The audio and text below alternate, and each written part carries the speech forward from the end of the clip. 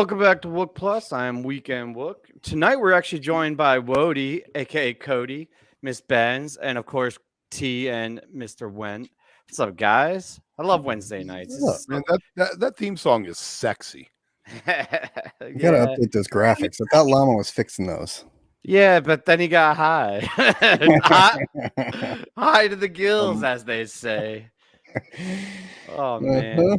If you missed it last night, Llama came on and saved the day with me on the Dead & Co. after show. And he got some poop because he was, enjoying life, watching the show. And you know how you are after the show. Backup quarterback came in. And he did great. He scored a few touchdowns. It's good. We no longer swear on international television. I love when Llama's on. I think it balances, it keeps the energy and a good pace, and I like it. I like the whole crew, honestly, and I like having Benz here. I think I'm like super honored and blessed to have you guys all the time to like talk with and hang out with. We got a fun show tonight too. It's like I like the new format we've been doing. Oh yeah, we got to add green rooms to the set list. Are we supposed to scream every time someone says green room?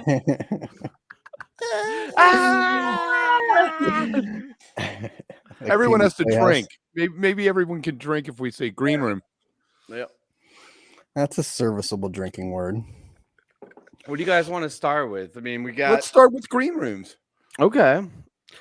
So go ahead, Kev. There was a big kerfuffle because our friends over at King Gizzard Lizard Wizard said something about Goose asking for a green room at Red Rocks, and the Goose people were not happy. Our friends over in the Goose camp. I don't know if you've ever sounded older than when you tried to say the name of that band. It reminded me of like my grandma talking about like bud. It's like the marijuana. That Pafush band that you listen to. Okay, so what did they do? Well, Goose, apparently, I mean, I'm sure it was Goose's management said, hey, can they get a green room so they don't, because fans are fans. Yeah. Because they're so famous, they can't be seen out in public without getting mobbed. So you need a place to hang out backstage. But the thing was, Trey was there too, and Trey didn't ask for a green room, even though he had his bus with him. Right, but every asshole and their brother were filming Trey the entire time, and I could see why somebody would not want to be filmed the whole time at a show. So like kudos to Trey for like being a man of the people, but I also can see the part of the artists that are like, dude, I just want to like get high and watch music. I don't want people filming me the whole time. I think I bet there's like two ways to get that access, right? Either you ask the band or you ask the venue. And I feel like Trey has the stature that he could ask for whatever he wants from Red Rocks, especially. And Goose probably doesn't. I don't know. Maybe they do. And so probably went to the band versus going to the venue. That's my assumption. I don't know. But I would think that there's two ways to do that. And I would think asking to park your bus is a bigger ask than just asking for a room. Like, hey, I got my whole touring bus. Mind if we bring that up and park it in the back? Like, right. I think you didn't just Uber up there. Yeah, exactly. I think the funny part of it though is that they I don't know the guy's name, but the guy from King Gizzard was just like called him out in front of everybody live on a podcast. Like, even assuming it's all true, it's like he's like basically throwing shade at him hard. But was he, or was he just saying it? No, the question, it was say it, and then he said it anyway. It was a question. They said, do you guys have any beef with anybody, any other bands? And he's like, well, the guys from Goose asked for a green room at Red Rock. The podcaster set him up because the podcaster said, do you have beef with any other bands like Goose? And then the guy was like, should we tell it? And then they told him anyway. So, kind of a dick move all around. I mean, we're talking about a bunch of very privileged white men who... Yeah, talk about first world problems. I feel like it would be such ingest, though. Like who was ruder? They're all rude and entitled, if you ask me. And honestly, it makes me kind of not like either band. Yeah. I don't know. Rampage against Goose actually makes me like Goose more. I feel like it's just one of those things that come up and like, I don't know, maybe I feel like I got taken out of context or proportion a lot, because it's just kind of like talking one of those things. You're like, oh yeah, those dudes showed up and asked for a green room. Like that's It did hilarious. not sound not confrontational or anything. Yeah, right. Like in that circle, it's just a thing that happens, and it's like, yeah, sure, but I'm sure they're like, well, at Red Rocks, Twitter there's was not a bored whole that lot day, so we It jumped was a on slow news day. That's what it was. But that's why every other artist talks shit about the other ones backstage at the podcast or after we go off air. Because we've asked questions like that, and you don't ever get that kind of shit live on the air. It's kind of, I don't know if it's funny and impressive, like they don't give a fuck, or if it's just naive and like a rookie thing, right? Because like more seasoned musicians, I feel like for whatever the reason is, wouldn't say something like that out on like a public forum like that. Or if they do, then they follow it up with, "Are we live?" Right, off the record. I'm gonna break a bunch of federal statues and go to jail for 20 years, but it's off the record. I also think Giz just doesn't know and doesn't care the weird American jam band fan base dynamics. Like, they basically said they've never listened to Phish. Like, I'm sure they didn't know who Phish was till they came to the U.S. Like, and props to that. Must be nice, honestly. Yeah. Third best band ever to come out of Australia. Oh, with ABBA being one of them. ABBA's not Australian. It would be AC/DC, then Air Supply. And who? In excess. In excess is definitely ahead of them. It's AC/DC, in excess, and then King Gizzard. And then I would have loved if we just didn't acknowledge what Kev was saying. He's like the third best band, and we just moved on to the next topic. Didn't let him pay it off. All right. Well, I think we're good on that. Kev, you feel satisfied? That was your topic. You feel good with that was a nice talk about that? the green room. I will say one thing though. I don't know if anybody saw the pictures or know the green rooms at Red Rocks though, but they are pretty sweet because they're built into the rocks. And my buddy's kid did like School of Rock, and they got to play there on stage, and like they got to hang out in their green rooms like beforehand and sign the wall. Or like there's a big thing down there where everybody signs the wall and the rocks too, and they got to sign the rocks. So it was really cool. It is a cool place, but they're also very small and not like, I don't know what that is. Silverchair. Australian band. Apparently. Ooh, Men at Work. 80s Midnight Oil. Huge they were. And then Down Under. Midnight Oil was around for a bit, but I put them. I don't think they were the best thing to come out of Australia. Men at Work ended up. Their second album, Cargo, was a shit show. It didn't sell, and it's hard to top the first one because they had so many hits off the first one. Right? Yeah. That's a great Down Under. Yeah, probably the most famous Australian. Olivia Newton's right. Wait, oh my god. No, isn't fucking Wolverine Australian? I don't know what a Wolverine is. Hugh Jackman? He's like the most famous. Wolverine is fictional, created by Marvel. Yeah, fuck this. I'm talking about Hugh Jackman. Yeah, but he's not a rock star. He isn't a musician. Right. You can't have you ever seen The Greatest Showman? He is a musician. He's a phenomenal singer. Is he? And have you ever seen him on stage singing Oklahoma? Come on, man. Show tunes. Xanadu. Yes. Olivia Newton-John and Xanadu.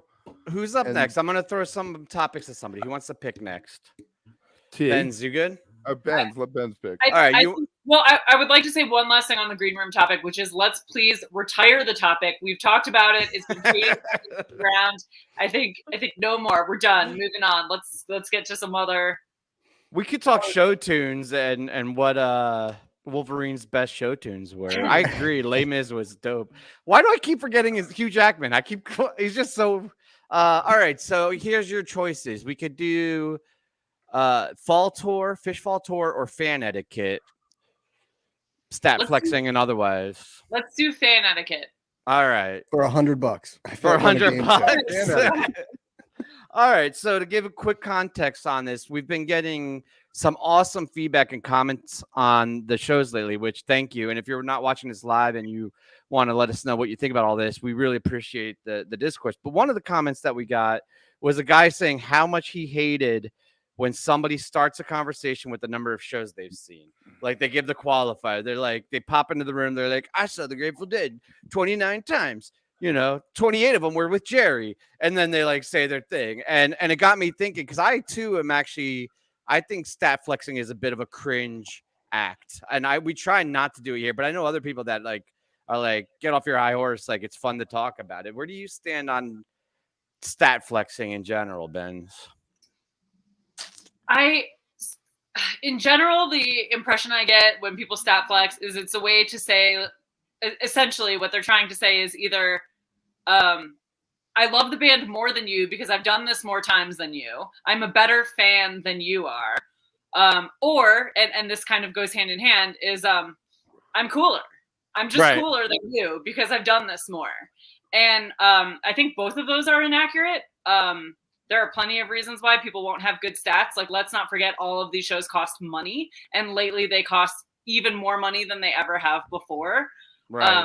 So, I mean, I don't want to get too political, but then it's borderline classist when you're holding your show count over. It's not borderline classist. It's fully classist. Right. It's and you know, then when you add in like I don't know that Phish is doing this yet, but like the whole VIP thing, like that's just another level. Like, you're not cooler than me. You don't love the band more than me just because you've racked up more debt than I have going to see Phish. Like, some people have more diversified lives and other things and other interests. Right.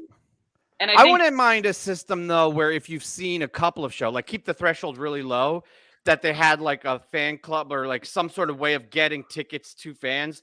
You know what I mean? Just as like after, because I've seen other bands do that to kind of combat bots and like and scalpers and shit. So it's not like, oh, if you've seen 50 or 100 shows, you get priority. But if you've gone to like say like one show, even like once you've proven that you've gone to a show or a couple shows, I don't know.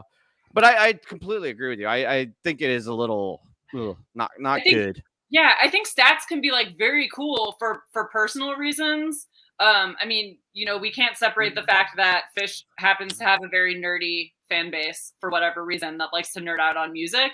So in that sense, it's cool. But I feel like when people are judging other people on it or trying to like be superior in some way because of their stats, that's what I think is uncool. And I feel that way when it comes to a lot of things. You have people like people who drop names no matter what industry they're in. They want you to know who they know. I knew a guy who would drop names and stats at the same time. Talk about when he saw Phish with SNL. Yeah. All right. Here's they have like I don't know. They're kind of all in the same vein of this, like probably based in insecurity. Like, I don't think I'm that cool, but let me tell you all of this cool stuff I've done and all these cool people I know and how much money and cars I have, so that you think I'm cool. And that's not cool about me. So there's a bunch of people talking on a thread about something, and somebody comes in and they have an opinion about it, and they just state the opinion, and you know, there's nothing to back up their opinion. But if they say, you know, I've seen 150 shows or whatever that it is, and I think this, that, they're not, I don't think they're doing it to flex. I think they're doing it to establish that their position has credibility. No, credibility. Does that make someone an expert though, Kev? Does that make someone's opinion more credible because they've seen 150? Yeah, because they're spun out as a motherfucker and they were like 12 years old 50 years ago. Okay, like that doesn't mean you know also shit. The conversation, like it could, because then they've been to more venues, they've seen them at different areas, they've traveled, they've had that life experience of seeing things. It's like anything in life, like you travel a lot, of course you want to tell people, oh, I've been to that country, I've traveled. Like it's life experience. So of course, and when you rack those things up, you kind of want to share that.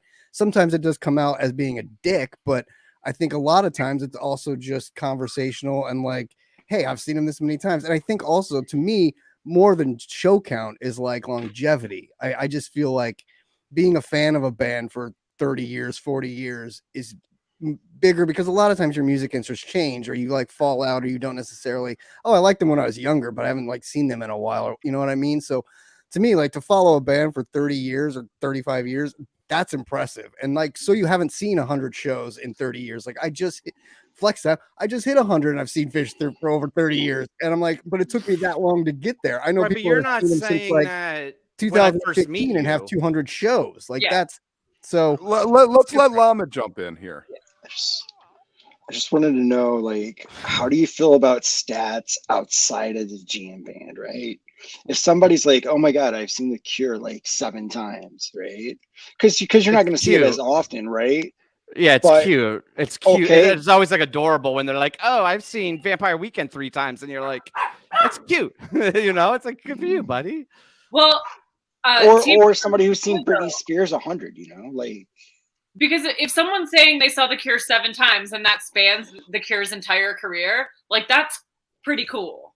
Like that's different than like, I saw 40 shows of Phish, and it's because I did a whole tour, like in the same But I think year. it's cool, like even in Kev's case, like seeing Phish in like '89 or whatever his first show was. I think that's cool to like, oh my god, you've been a fan for like forever. I think that's kind of cool to hear, and like knowing you saw Dead shows since back there, I think that's kind of cool. Like, I don't know. Yeah, because I get to say that I saw Phish in 5 decades. 5 different Right, I think that's cool. I'm like, that's kind of cool. Like you have longevity and you've been a fan of that band for that long. I'm starting to get a bad feeling about this topic. Just like it's good points, but it's just like a little contentious. I want to just close off a thought on it.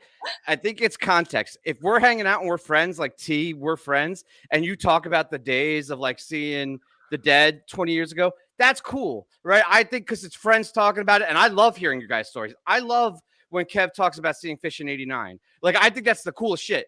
But when a stranger pops into a conversation and emphasizes their point with like, oh, you're not a fan because you're younger or because you're broke or because you didn't do the same head drugs or face drugs. Yes, exactly that's what it comes across. I think the other point, wait. I want to say I was patient. The other point is it's like fantasy football. You think people want to hear about your team. You think people want to hear about your stats, but nobody wants to hear about it. And we know you're proud of your wide receiver, but nobody gives a fuck. So just enjoy the experience, enjoy your stats, but don't have to share it with everybody. Well, first of all, know your room, like know who you're talking to your point, Tim. And a lot of times when it's really annoying outside of like the Twitterverse or context is when you're actually at a show and people are arguing about their space on the floor or like someplace and you're like, dude, I've been seeing this band like 100 times. You don't get to stand in front of me. Like that's when it's like, okay, done. Like, yeah. At shows, I value low counts better. When I meet somebody that's like, oh, it's my second show, I go out of my way to give them the best fucking night of their life. I'm like, I want you to see what I see, and enjoy it. Not me. I'm like, get the hell out of my way. Get in the back. Fucking young ass noobs. You don't deserve this spot. Talk to me when you've seen 50. All right, let's keep it moving. T, what do you want to pick? You know the list. You want me to read you? Give you options. All right, let's do venue surveillance or Peach Fest.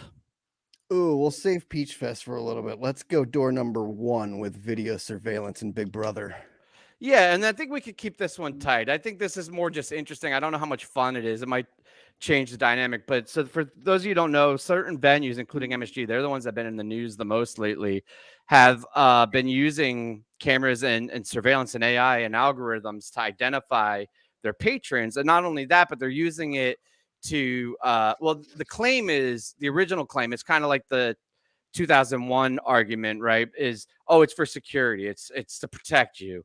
You're giving up your right to protect you. But the latest news was that they were using it to kick out attorneys that had open litigation with MSG Entertainment. The reason it's pertinent to hear is that because Phish is about to play but this summer we'll be playing a 7-night run at MSG, and every single wook in that venue is not only are you going to be on film, which is common everywhere now, but you're going to be identified. Like it grabs your identity, it tracks data, and if you're going to the whole run, it'll and I don't know, it feels very creepy and uncomfortable. Do you think any Phish fan can do anything about it, or is it just going to be like, that's just the way it is? I'm going to see Phish. What a great way to keep track of your stats now, right? Like they have it. I was at that show. There's video evidence. Right. Some people aren't going to like what I have to say here, and the way to negate the video surveillance is wear your fucking mask in public. Yeah. Yeah, I was thinking about that too. Matt, we were at Deer Creek like a year or two ago, and he had this. Hey, thanks, SE. Appreciate the what do you call that? Super thanks, the donation. You're awesome, man. Yeah, that's very cool. Okay, here's my question. This guy Matt, real quick, because I started it. Let me finish it, and I'll give it to you. He had one of those face shields on, right? Like one of those crazy Molly rolling your balls off face shields, like when lit up and was reflective. I was like, everybody just wear those. It'll be perfect. Nobody can identify you. Sorry, Kev. That wasn't a great point. I should have just let you go. No, it's okay. It's okay. My question to you all is, do you have a right to privacy when you walk into MSG? Not in public. No one has an expectation of privacy in public spaces. That is the legal definition. I'm not particularly saying I agree with that, but that's the legal definition. Right. And that's what we live in this world. So the next question is, beyond paying for the ticket to walk in there, how much are you willing to give in order to go to the show? Are you willing to give up your information and ads for the next 6 days because you bought a hot dog? Right. I mean, you kind of already do with your phone and your browsing. I mean, we're already in that world, so it's just people freak out like, oh my god, they can identify. They already are tracking you. They already know where you. Like, if anybody really cares, it's all already there. It feels like The this is fact a that- big step, though, right? Well, the Like, fact that it's weaponized and used to like If kick you have a people out, warrant, are they gonna that's like where it be gets a little waiting for you? scary, right? Like if they're telling you can't come in here because you work at a place that we don't like, or you're litigating against us, or like something like that, then you start falling into this line of like, well, where's the how What if do you I have a warrant? What if you have a warrant for your arrest and they identify you and the cops are waiting where you parked your car because the garage has a camera? where you parked too? your car? Once you walk in, they know where your seat is, and this is like they're that's what's scary about what it. if they is, like, can read your eyes and they see their saucers and they're like, that guy's fucked up. Look at his saucer eyes, and they arrest you as soon as you walk in the venue. and we're getting back to those days of, I mean, I feel like we kind of went through a period of, when weed kind of got legalized in a lot of states and stuff. It used to be so hard to sneak into venues with like drugs, right? Like you always had to hide them because they're always patting you down and like going through you and stuff, and you're always stressing about getting in. And then once that got lax, it was a lot easier to get in with that, and we kind of went through this period of like, oh, so much easier to get into shows. And now we're kind of in that next phase of, well, now they're like knowing who you are and scanning you and like maybe not letting you in because of who you are or something. Right. So it brings back those feelings of like, Big Like, you Brother is used to- watching me, or Big you Brother used to have cares to, like- about what I'm doing going to this show or why I'm here.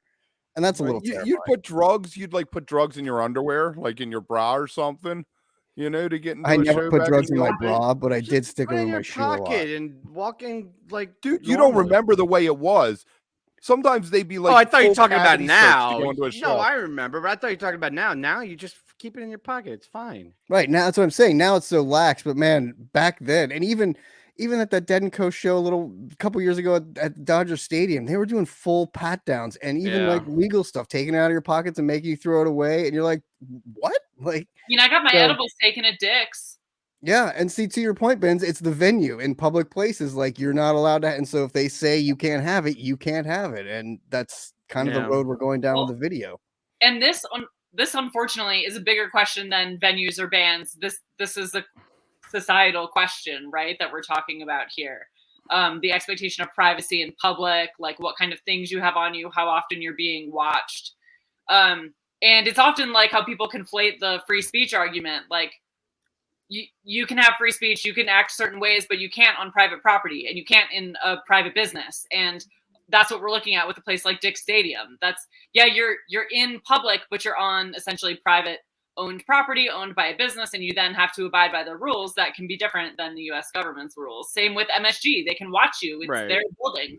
It's That- their property, and you're entering fully consensually. In fact, you paid to have consent to Right. enter that. And it place. Well, that's probably when you says it have in the fine to- print. That's when Yeah, you have to prob- use the capitalism against it, though, and use the market, because really the powerful tool there that nobody wants to do because they don't want to be inconvenienced or not see their show is to not support those businesses or entities, not go to that show, not go to those venues, don't give them the money. And if you had enough people not support those things, Yes. they're all greedy. That's really what drives But everything. then that goes to the Ticketmaster argument too, right? Like, don't support Ticketmaster, don't buy tickets, don't go to your Right. shows. Well, like, Or don't bitch about it. That's Right. the trade. You're selling it. And for Ticketmaster, I am willing to see Phish. I'll bitch about it, but I feel like I wouldn't go to MSG this year with the surveillance, most just from a creepy valuable level. The most valuable commodity anybody has anymore is their information. That's what everybody wants. So Yeah. and Well, what's I know you crazy want to know about what it, though- websites I go on. But what's crazy to me is like the information is used for like marketing purposes, right? Like 100% of the time, well, maybe not 100, but 95% of the time, For it's now. used to like target you for like, oh, you bought a Budweiser at this concert. Okay, let's target you for Budweiser now, as opposed to like worrying about the government being like, oh, this guy's at the show, we got to watch him because he's a known nitrous puffer after the show. Like, watch out how many balloons he's gonna, you know what I mean? Like, so as long as it stays within the realm of just those kind of things, I think it's okay. But that's what they've been but once- saying, though. the laws and the politicians are fucking out of their minds. Look at the last couple of years with the Supreme Court decisions and the banning of books and all the rulings and everything. You can't base these decisions on the assumption of sensibility, right? No. Like the shit is crazy. Llama, I know we're wooks. We'll move on. It's okay. We're too serious. It gets all uncomfortable when we have. I'm the one who put that up. conversations. I'm the one who put that up. I'm just moving the vibes along. Like, I mean, it's am I like, the only one that thinks this is a really fascinating discussion? I would I love do too. it. I think this is awesome. I think this is great. I Get outta really here. appreciate this. Well, it's applied for me. Like two things I really enjoyed discussing. I mean, and to T's point, and I know we're getting in there and we can ditch it, but it's just the fact that there are no consumer protections anymore. Like our information is at the mercy of everyone, and our government does not protect us, and they don't care to. So you have to either protect yourself, which unfortunately means like opting out of a lot of things if you care that much, or deciding like, you know, I'm not doing anything wrong. I'm not up to these like secret criminal plots. Like it's fine if they want to send me emails about fucking Bud Light, you know? Great thing is a Tor browser. You install the Tor browser, you can browse Wait until they anonymously. sponsor us. It Kev. changes the IP address every 10 minutes. Oh So, my goodness. And with that, why don't we real quick, Tim, subscribe, follow. If you're watching this later, leave a comment. We love reading the comments. Remember, I love it. It's my favorite thing to do now. remember, after every Dead & Company show and after every Phish show this summer, we're doing after shows, 15 minutes after the encore. Live. Come over, check that out. Wednesdays, if there isn't a show, I think maybe we'll at be some doing point this there's shit. a Phish show coming up on a Wednesday, so we won't be doing live that night. But other than that, 9 o'clock, we're your friends. We're here. Yeah, we'll be doing it. Join us in team chat. I think Tim, and just to there's a close the dollar loop bill. on this thing. I think what'll be scary is when you have to go through like full body scanners to get in, and they can scan like and see if you're carrying any sort of not just guns and weapons, but like drugs or anything in your pockets. And then that's when it like started getting a little invasive. Because having the guy search you, that's one thing, but like walking through the scanner and being fully scanned is another. And I will say the search guys have gotten creative too, because you know, I walked in one time and this guy searched me and grabbed, you know, the little pocket in your jeans that's right next to the big pocket.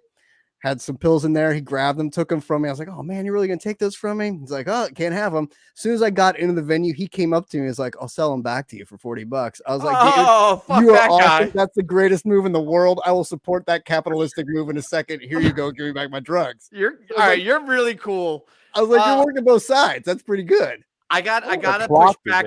I gotta push back on one thing you said though, and I really don't want to drive us back into this conversation, but I kind of get when you're like, oh, it's okay now, but once they do this, it'll be bad. Because I remember saying the same thing. It's like, once they know our location, it'll be bad. Once they have us on video, it'll be bad. Okay, once they track our data with AI, it'll be bad. It's like once they're in your bodies, it's like it's been invasive for a long fucking time, and it's the slow bleed effect, right? It's just worse and worse and worse. But you still like you have freedom when you get into the show. Like you can still smoke your weed if you get it in. You can once you're in, you're pretty much usually okay to What are you gonna have to stick it up your ass with the body scan thing? Like I don't think shove it it's about up your drugs ass? though. I think it's way scarier shit. I don't think it's about the drugs.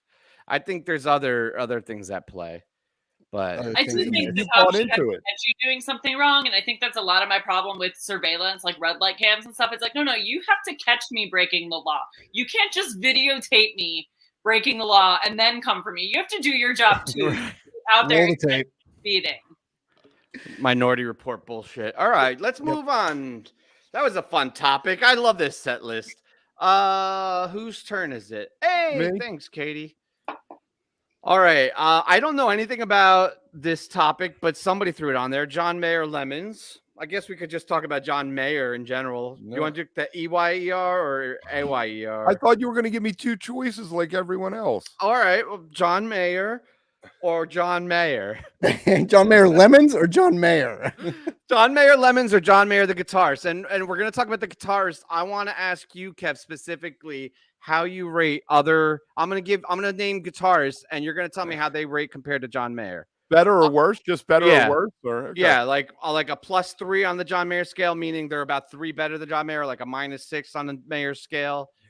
You want to do that? That sounds like fun. Sure. We can the three of us can give you some guitar players. Yeah. All right. What you got? Who wants to go first? Me? Yeah, all right, I'll start. I'll start. What about Stevie Ray Vaughan? That's a -2. He's a -2 mayor. Yeah, he's a -2 mayor. Neil Kessel. Who? Neil Kessel. I don't know. Who's he? The guy from Circle of the Suns. I don't know enough about him. I'm going to call it a 0. I'm going to call it an even. Wait, Kessel? I thought it was Casal. Is it Casal? It could be Casal. All right. I've been wrong as fuck on everything. I'm gonna go backstage. I love how Llama's doubling down. He's like, I need some more shitty comments on. You got to stick with the big names. Throw out the big names. Yeah, let's go big. Come on, T, go with it. I know you want to say the name. No, I'm going to give you a couple. I'm going to go with Niles Lofgren from the E Street Band.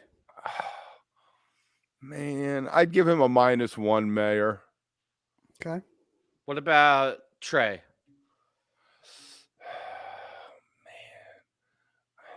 That's Don't tough fuck this up, because Kev.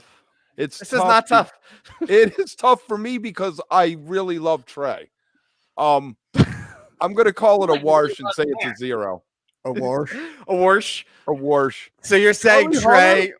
Charlie Hunter would be probably a +2 mayor because he has that Wow. weird instrument he plays.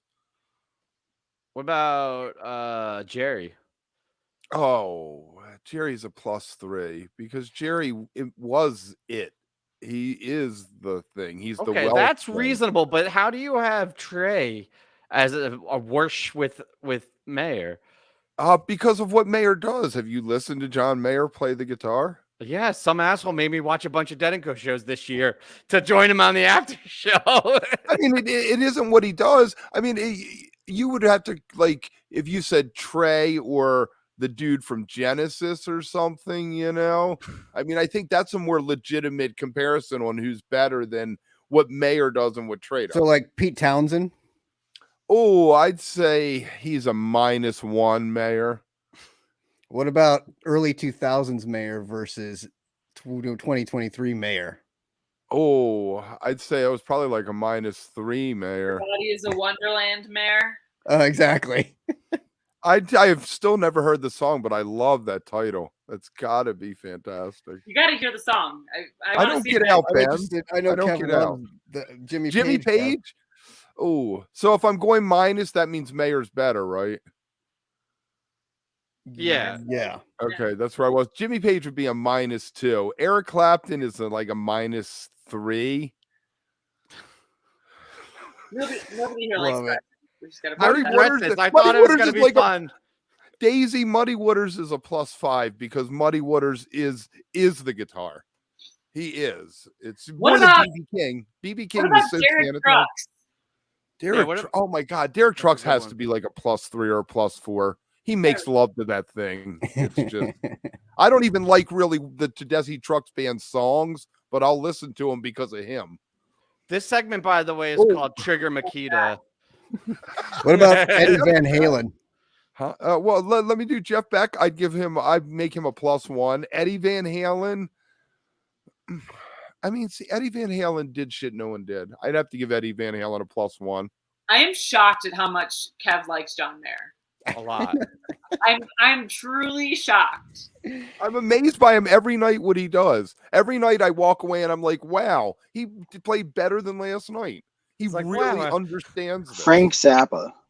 Frank Zappa, he's got to be up there like a +3 Mayer just because No one's gotten a The only- +4. Get The the only fuck knock- out of here. Like a +7, dude. Yes, all right? Right. thank you. Right. no, the knock with Zappa Like, I is can't that believe he can't. nobody's ranked more than a +3. Like nobody's gotten to +4. Like No, they're yeah, getting And it Muddy pains him Waters too. got- He's like, oh, I guess he's a +3 Yeah. mayor. It's like, That what? was 11, Dave. No, You were +5. correct. That was And +11. You know what the knock with Zappa is that he didn't sing and play guitar at the same time like BB King. He didn't. There's interviews where he talks about it that he couldn't do both of them at the same time. So when he's singing, he's not playing guitar. Mm. Let me bring it back to your favorite Australian band and Angus Not Young. everyone can be Phil Oh. Collins. Man, Angus Young, God, I'd have to say he's a -1 just because he's like the Ramones. It's you buy an AC/DC album, it's the same one you bought Same the rep, last 10 times, but you bought it because you want that. But Fuck he's you got with that. the But he's stuff. got that sweet dance move and the school kid's uniform on. Come on, you got to give him some credit for that.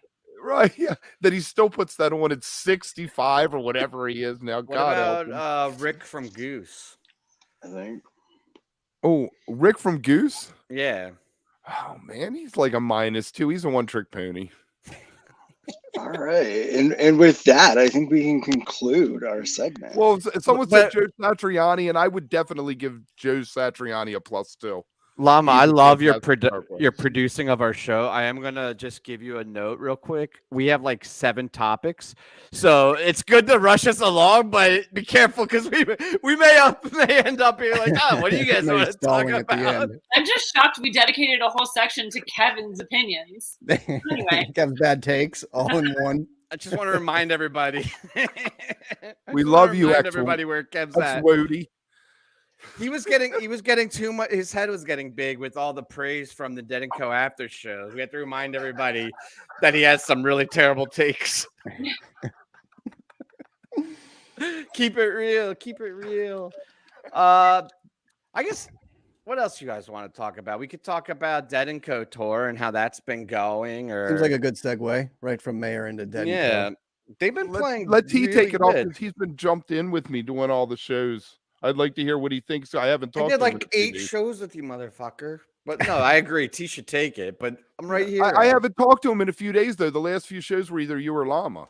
I know I've been under the weather a little laid up thanks to wonderful blood clots. But yeah, I think watching just unreal. I mean, even coming out of Boston that weekend, great shows through Fenway.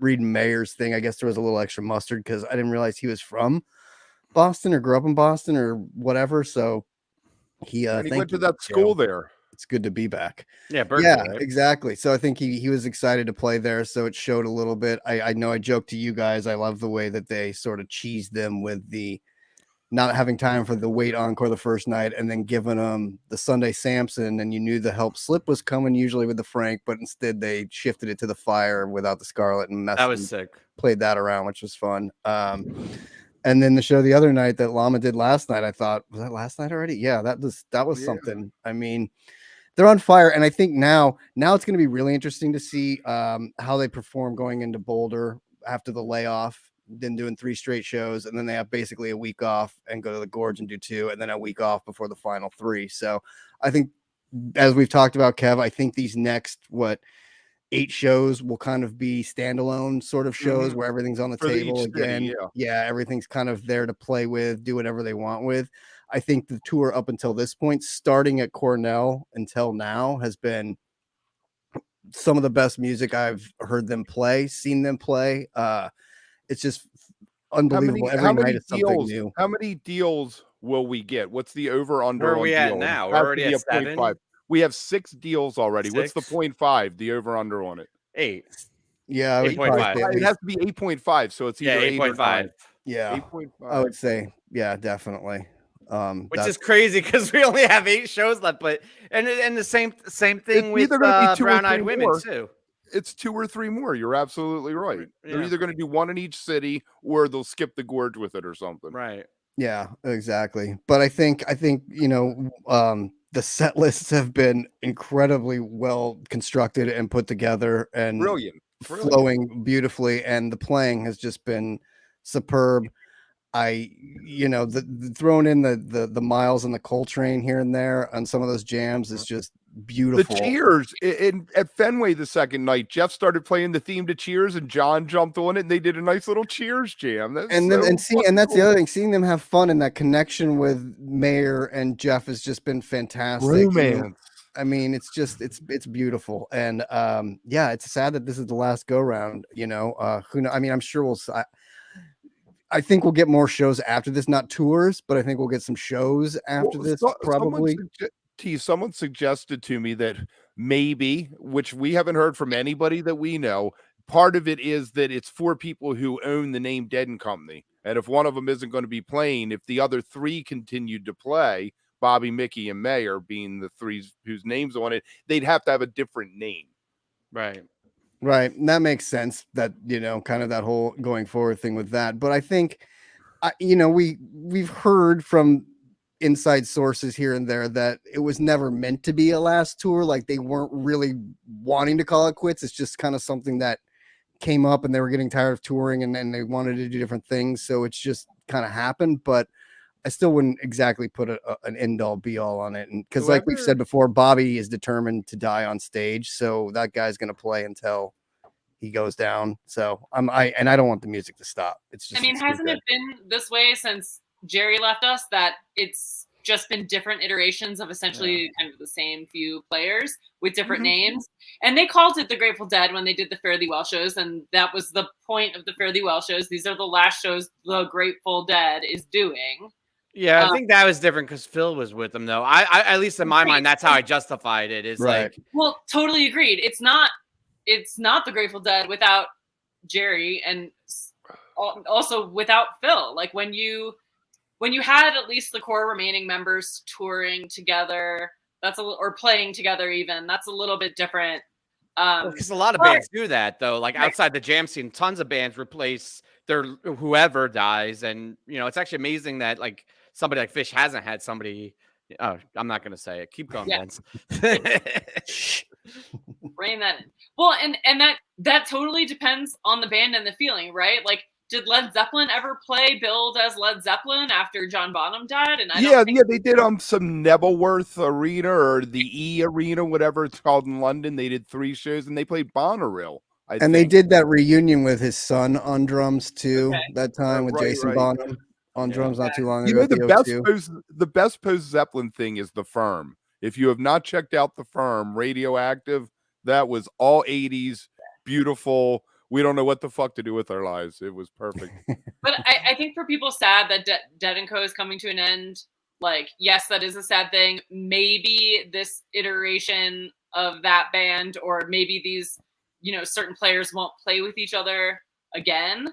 But it's just going to spawn like 2 to 5 more spin-off bands that are going to play the Grateful Dead songs. And so essentially it's more shows, it's more tour. We got Billy and the Kids coming. Billy and the Kids, and you still, J-Rad still puts on a hell of a Dead show anyway, and you can still get your fixes in other places. It's just seeing those. DSO is still out there. DSO is fantastic, But you're gonna get more Bobby and Mickey iterations too. Like, these bigger iterations are still gonna happen. They're just gonna be a little bit different. Yeah. Like, it might not be Mayer or it might not be Clementi, but like they'll, you know what I mean? Like, there'll be other big iterations. I'm actually most curious to see selfishly where O'Teal ends up, because he's my man. Out of all of those musicians, he's the one I think I love the most, and I'm very interested to see where he ends up and what his next big project is. What's up, Lama Dama? Hey, are you the one putting all the comments up? I was gonna. I don't. Is that Kev? I gave up. You chi-ass motherfucker. Leave the comment up for more than a split second. You were driving me nuts.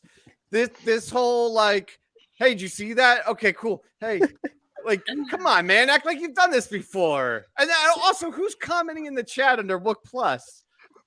Sorry, Llama. What's going on? I gotta rein Kev in. He's out of control tonight. He slept too much today. I was gonna say, let's hypothetically say, like what guitarist do you think would be a good suit to go with Bobby? Like John Mayer. No, like not John Mayer, like somebody else. But if he wants to keep doing things with Phish and Tab, right? No, I know. I'm just naming guitarists that have played with Bobby. I'm just being. I'm sorry. If they wanted to continue the legacy and reach like a newer generation, right? Because that was kind of the appeal with Mayer, was he was a talented guitarist of the millennial generation. Outside the jam band circle. So outside the jam band circle, like who would he play with?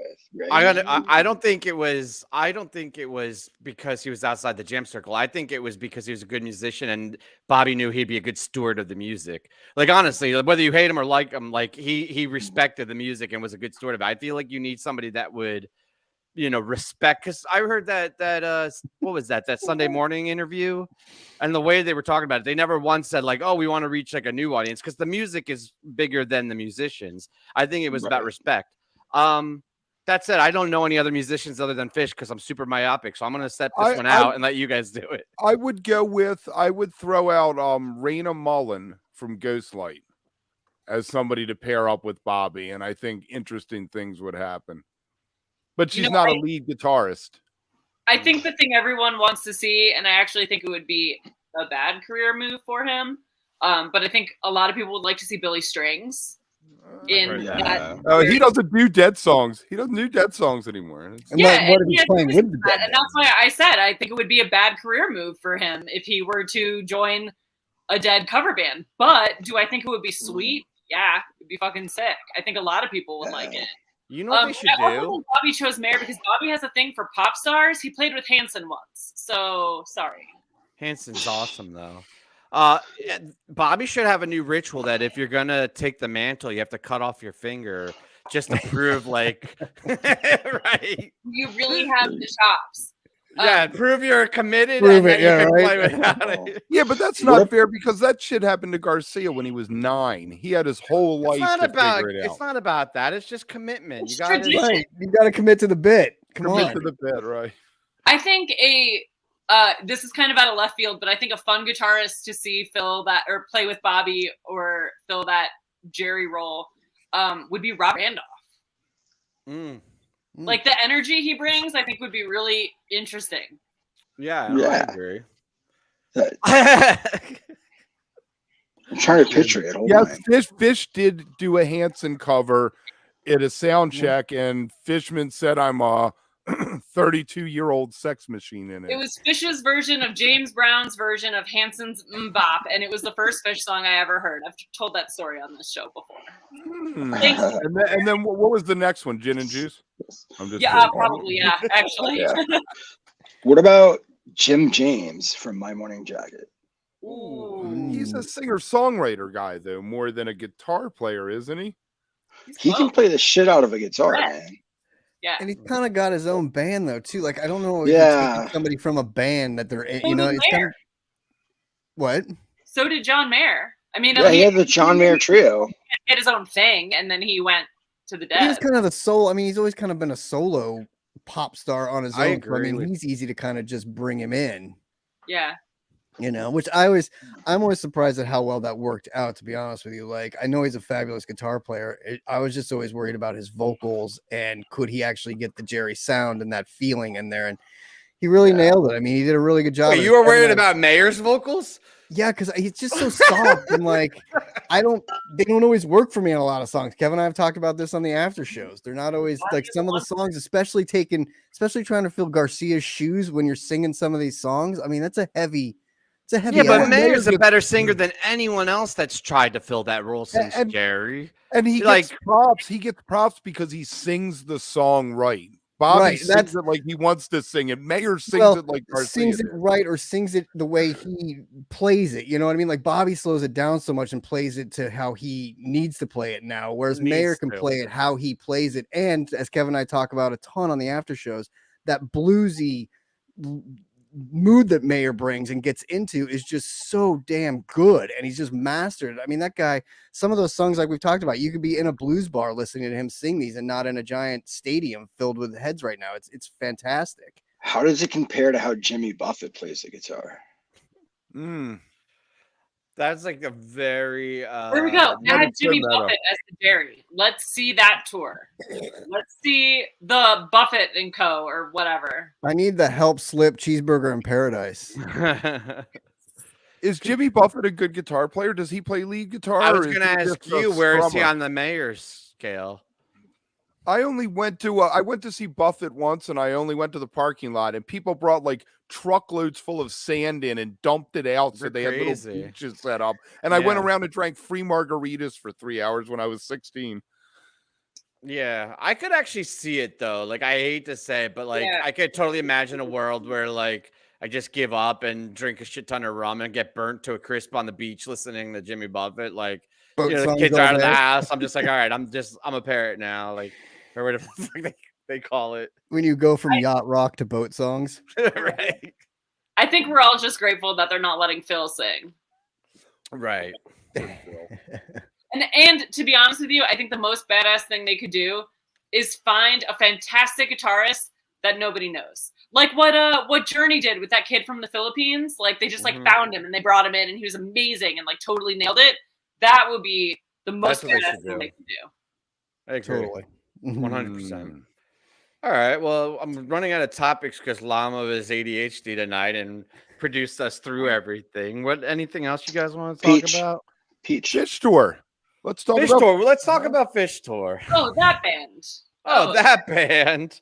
I'm excited for it. I like this whole. Let's talk about the whole idea of doing these small tours because last year, if you remember too, even the summer tour was split up with that like southeast leg and then the other leg, and now we have like a summer tour and a fall tour coming up. What do you guys think about this whole new direction the band's going on? I was going to bring that up, but I don't know what the fucking joke on Twitter was or on the timeline. Our friend, the Grand Master, posted something about vibes, and some guy was like about Mayor, and I'm Mr. screwing Will it Price. up, Daisy. I know I'm screwing it up, but this guy was like, back it up with music theory, because she was like, Mayor invokes Coltrane and stuff like that. And this guy's backing it up with music theory. And we're all like, fuck off, dude. I'm just vibing on it. And he's like, vibe is, you can't say vibing. Like, that's the worst used word, blah, blah, blah. And then it just turned into this whole ridiculous thing. And he wanted cringy tool thing. We're back to the etiquette thing. All right. So let me give everybody a good example, bad example, because, Mr. Wook here is going to share some light. If you know theory really well and you're like, oh, this jam is awesome because they modulate, fuck off.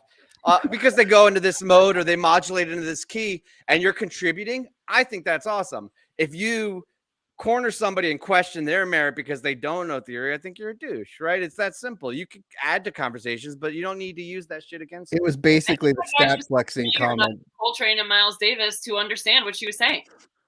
It was a lot of that stat flexing feeling from earlier. Like the guy's like, I know music theory and you all that are commenting obviously don't. So I am superior. And then he's like, I'm not saying I'm superior, but I am saying I'm superior because I know this and you don't. So it was just, watching right now.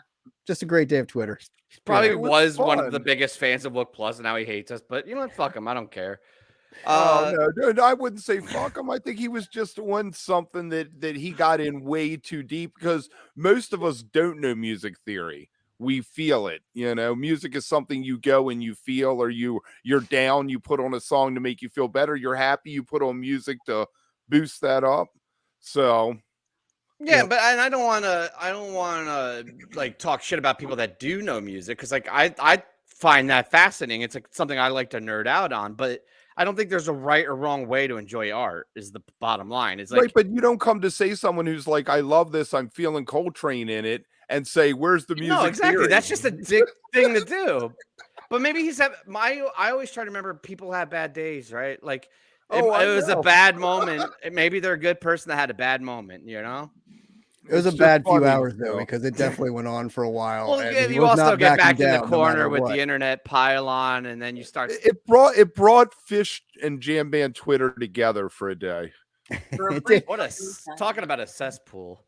Which our next topic, Phish Tour, is not. The Midwest is a cesspool. Yeah, but that's where Phish Tour is now. I mean, no. I can't. I can't get too excited about a Midwest fall tour. Chicago excluded. I guess technically Knoxville's the South too. People might say that, but you're not going to catch me nutting in our center. You're not going back to Ohio. Is Tennessee west of Pittsburgh? South of Pittsburgh. South. Because that's the delineation line. Anything that's west of Pittsburgh from me is the Midwest, through to Denver. And then that's the area. Denver to Pittsburgh is the Midwest. Exactly. Anything east of Denver, I consider. Yeah. You give no account for north or south. So it's like Texas, the Midwest. Yes, Texas. Yeah. I'm sorry, Scott. It's the Midwest. Dayton is not the South. As much as Southern Ohioans would like you to think they're from the South, Dayton, Ohio is not the South. Dayton, Ohio is the Midwest. Dayton is not East Coast. You're 10 hours from an ocean. Ohio is Rust Belt. Like honestly, the best way to describe it is Rust Belt. I agree with Rust Belt, and then that also includes Buffalo, Rochester, and Pittsburgh, which are 100%. Those are not the Midwest, but they are the Rust Belt. They're the Rust Belt. The Rust Belt is very different than the Midwest, because Midwest pretend to be nice to you, and the Rust Belt has a lot of dicks. Not quite as bad as the East Coast. So you're saying people just get more dickish the further east you move. West Coast is just friendly as hell, It's a and then spectrum. It's a Colorado's spectrum of nice and good, and then assholery. the further you go, right? By the time you get to Connecticut, you just say the craziest shit. It's Dayton like, fuck is, off, everybody. I'm pretty sure Dayton is further west than Nashville. I'm not positive, You but gotta look at a map. I'm just saying Dayton that's is the overall place you want to go. geography. If you're going to see Phish, Dayton is where you want to go for this reason. The No. best show in 2019 was in Pittsburgh because it was a one-off in a weird place that's in the Midwest. That doesn't hold true though. Oh, it's going to hold true. Those Dayton shows are going to, Plus it's it's going to that- make it's a that Tube Tuesday- Jam look like child's play. Plus I it's mean, the there Tuesday, is a Wednesday. there is a good likelihood because there's only 8 shows that one of those 2 shows is going to be a barn burner. But I hate when people are like, oh, never miss a Sunday show or Saturday. Like I've seen it's randomly distributed. I've seen great shows on each of those nights, and I've seen shit shows on each of those I just venues. hope we get a Tuesday again. The last time they played Dayton, they did Tuesday. We need to get that again. Tuesday. They are. did Isn't it Oh, that again. I thought you were talking about the day. I was like, they are playing on. Yeah, no, And like, there's like, a isn't there a song, Tuesday, the Wednesday? song that yeah, they did Tuesday, and it's something. It's a great song. If I remembered it. Killing it, Kev. I'm gonna be very meta and put this one up there, even though she's on the show. Thank you.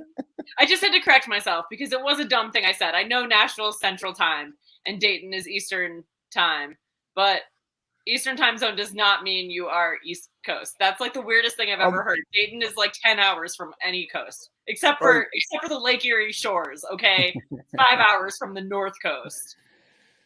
I kind of always grew up thinking like the East Coast states and then like the West Coast states and then everything else. Because I grew up in New Jersey. So like in my mind, that's kind of how it was. It was like East Coast, West Coast, and the rest. But I'm getting more refined as I get older.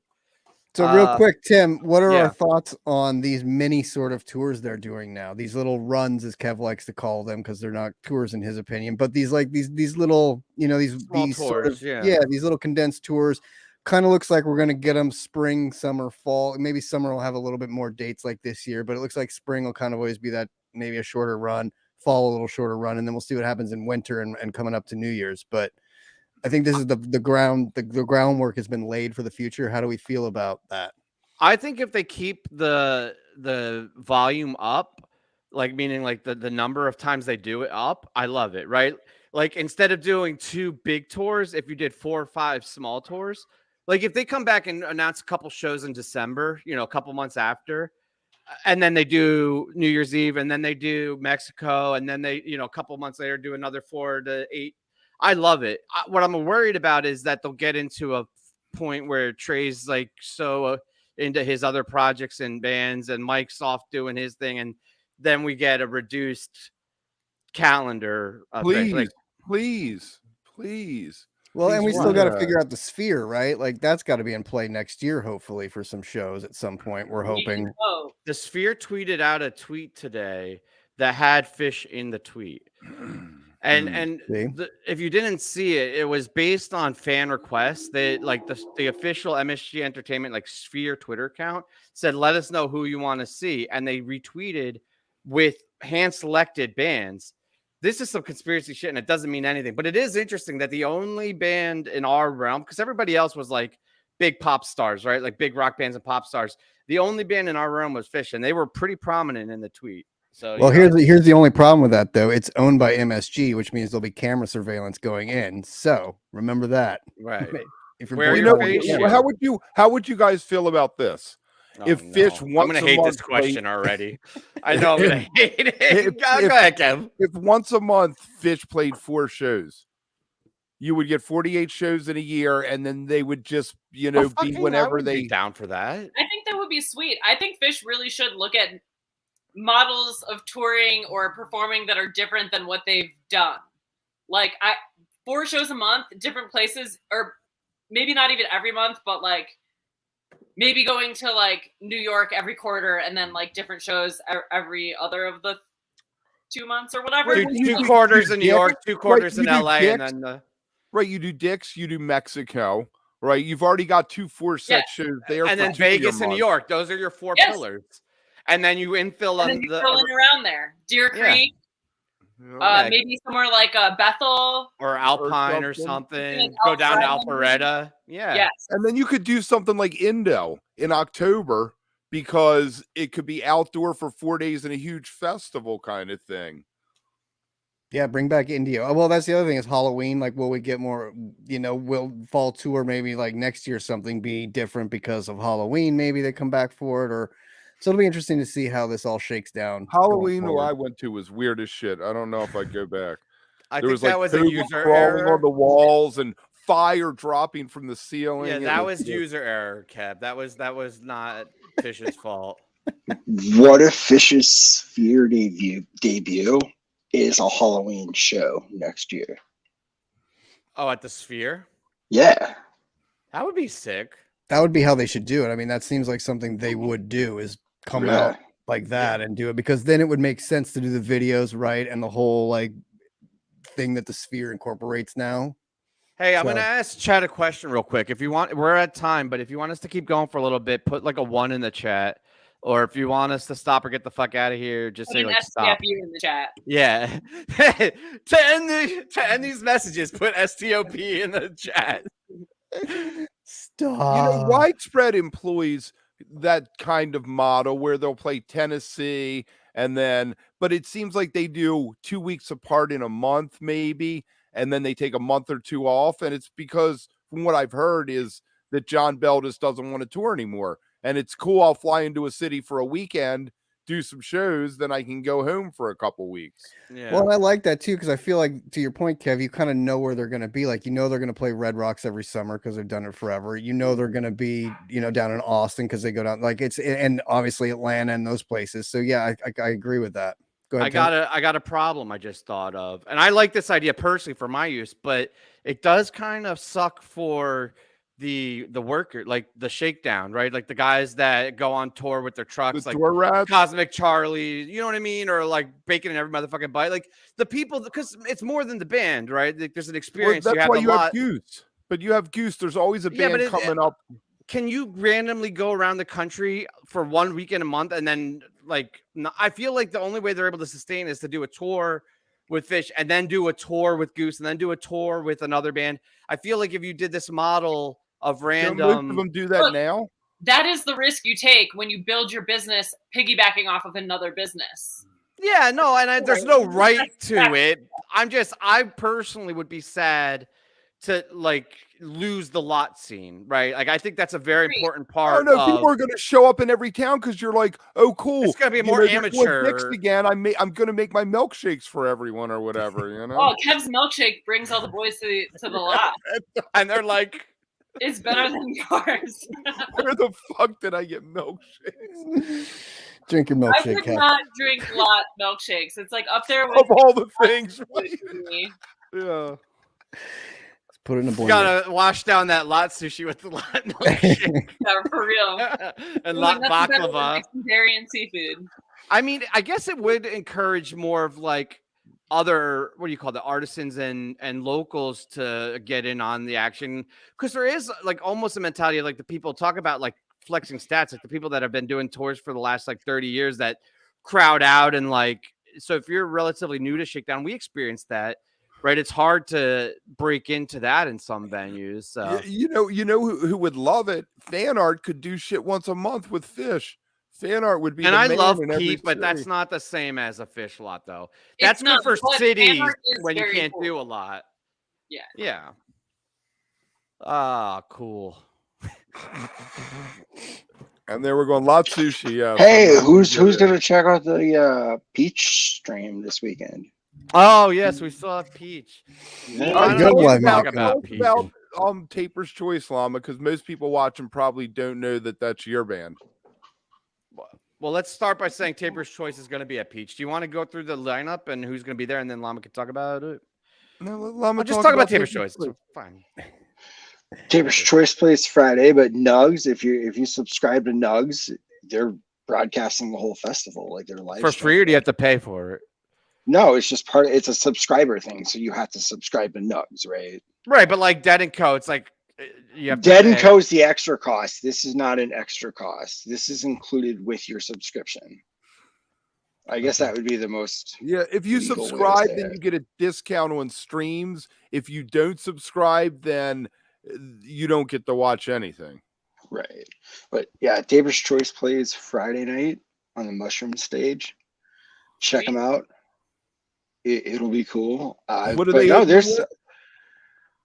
Oh, what song are they going to open with? Yeah, what do you think they're going to do? It's a festival set that's different than a club because you're trying to attract Joe Schmo walking by with whatever song you're doing. Word on the street is that they're going to have a 48-minute mountain jam to open.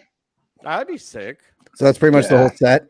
Isn't there set? No, because then they'd have like another hour to play, roughly. Because they're on for an hour 45.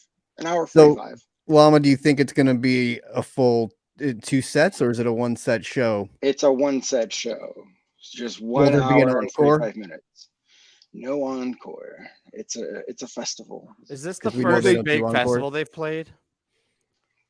No, they have their own festival. What are you talking about? They did Choice Fest. I know, Fest, but you know what I mean. No, like, is this going to be a breakout summer for them? You think like they're going to leap to the next level, or you think they'll still ride under the radar a little bit? Because I mean, I love them and I think they're great, and like people that are in the know. Like, if you know, but like I feel like they're still largely under the radar at this point. I think they're going to build up steam as they're going to release their first album, vinyl record. Yeah, which be tentatively is going to be titled "The History of Tabor's Choice, Volume 1." Will we be able to buy this one? Volume 4. Huh? Should be Volume 4 just to drive people insane. I think they're Right. missing It could be, yeah. Like the Wilburys released Volume 3 for their second album, or A New Hope. Yep. Yeah. Exactly. I gotta say, it wasn't A New Hope till much later. I'll get to see half of you there. Yeah, Choice Fest is going to be amazing. That's gonna be dope. Yeah, I think the more they play these sort of festivals, though, like Peach, this is a big one for them. I feel like this is a big step in the right direction. Peach, I think, is the biggest step. Yeah, they just got WOTY too. That's like a small festival in New York. But it's getting these kind of festivals because then not only are you playing it, but you're getting all that advertising, like pumping it out there and saying we're there and we're doing this and we have these shows. So. And then you get the people at the fest who might not know who they are and want to go check them out for the first time. And then you kind of get hooked, which is the best way to kind of fall in love with bands anyway, is getting to see them live, especially if you don't know much about them. So I think it's huge for them. And hopefully they can just, kind of keep it rolling. Yeah. Unfortunately, the weather doesn't look that great for the Peach Fest at all. It never does. Yeah. I gotta plug, while we're talking about Peach Fest, I gotta plug my former favorite band, Rack. Go check them out. It's something like 5:30. It's like, it'll be great for you to pregame with. It's gonna be a lot of fun. So go check those guys out. Yeah, definitely. You know what? Maybe we'll Llama, you want to do a Tabor's Choice after show? We could do it. I cannot that night. Oh, damn. I shouldn't have put you on the spot. Yeah. I might be around, Tim. I might jump in that with you. All right, I'll do that. Little Tim Tabor's Show. We could do that. We should do that. That would be fun. We should do that. Yeah. I'll analyze the shit out of it with music theory. And if you come in with your vibes, I'm going to tell you to fuck off. All vibes, buddy. All no vibes. Loud. Get your vibes out of here. Get your vibes out of here. I want to keep going, but I don't know how many more topics we have. I'm like, what else do we have on the docket? Dang. What else is there? All right. I'll read it off and we'll check it off. Fall Tour. We talked about Fall Tour, right? Check. Yeah. Venue surveillance. That was crazy. Big Brother conversation. Lots of fun. Check. Stat flexing and fan etiquette. That was a good one too. Check. Dead & Co. Tour and John Mayer. Peach Fest. John Mayer Lemons. Do you have anything to say about Lemons, Kev? Well, that's because you spelled it wrong. No, it's because you spelled his name Meyer, and I was like, all right, listen to this. You guys know Kev, right? It's Mayer like the wiener, not Meyer like the lemon. Okay, but Kev has a lot of worse and other faux pas. He mispronounces every name. Every single tweet he does has a typo. And I usually am super compulsive, like very, very anal about these things. I have one typo. And this motherfucker jumped on me in a split second. He must have had that response ready to go. He was like, oh, you dumb motherfucker. How could you get that name wrong? And it was one letter. And it's like, Kev, of all people, you're the one that's going to give me shit about this? So I heard looked about up- the Chimenti thing, right? I did look up Chimenti? Meyer lemons, and apparently they're good to make pies with. They are So very So you're good. saying what Mayor needs say to do is Chimenti. I know how to say Chimenti right, and if we want to know the story, apparently I said the man's name wrong for many after shows, and then someone said to me, "Hey, you're saying this guy's name wrong," and I'm like, "Well, thanks for telling me halfway through the tour that I'm saying the name's wrong." All right. Yeah. Well, who was that artist that you got us all to say it wrong? There was someone else, like for an interview or something. It was like you introduced us and you like were so confident. Like, I think you even said, "This is how you say it." And then after we all said it wrong, you were the one that corrected us. And I was like, that's such a dick move. Set up. Where's the GIF? We need that GIF right now. Oh, yes. I should have that ready to go a lot more often. All right, guys. I think that's it, right? I think it's So I hate to say it. Well, like this video, subscribe to the channel, check out the after shows. We'll be doing it for Dead & Co and Phish Tour, and we'll see you next time. Thanks, Benz. It was awesome talking to you. good seeing you, Ben.